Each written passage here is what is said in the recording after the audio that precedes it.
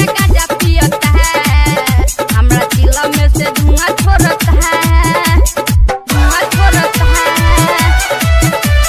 धुआं छोड़ता है। प्रेम से बोली बसहावाले बाबा की। हमरा चिला में से धुआं छोड़ता है। भोजपुरी महफिल प्रेजेंट। जाए बड़ी बड़ी दूर हम बानी मजबूर, बिना गांजा के हम गिर जाइब, लेकिन हाथ में चिलम गईनी घर से निकल लागे रहिया में चिलम फूट जाई। जाए बड़ी बड़ी दूर हम बानी मजबूर, बिना गांजा के हम गिर जाइब, जब से चढ़ल बसवनवा रे लागे कहीं नहीं मनवा रे, जब से चढ़ल बसवनवा रे लागे कहीं नहीं मनवा रे। जब कांवरिया गांजा पियता हमरा गांजा में से धुआं छोड़ता, जब कांवरिया कांवर छुअता हमरा गांजा में से धुआं छोड़ता। प्रेम से बोली बसहावाले बाबा की। भोजपुरी महफिल प्रेजेंट। हमरा चिला में से धुआं छोड़ता है, धुआं छोड़ता है, धुआं छोड़ता है।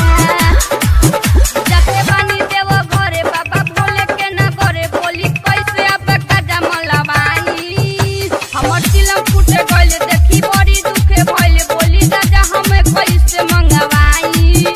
जाके बानी देवो घरे बाबा भोले के ना करे, बोली कैसे अब गांजा मलवाई। ओहे राहुल प्रेमी रे, ओहे राजू राजा रे, ओहे राहुल प्रेमी रे, ओहे राजू राजा रे।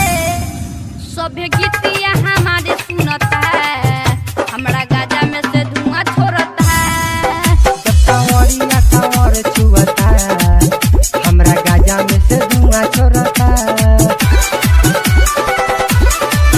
जब कांवरिया ने गांजा पियता हमरा गांजा में से धुआं छोड़ता, जब से चढ़ल बसवनवा रे लागे कहीं नहीं मनवा रे। जब कांवरिया ने गांजा पियता हमरा गांजा में से धुआं छोड़ता, जब कांवरिया ने गांजा पियता हमरा गांजा में से धुआं छोड़ता, धुआं छोड़ता। भोजपुरी महफिल डिजिटल रिकॉर्डिंग स्टूडियो शिवहर 94 310 75 897।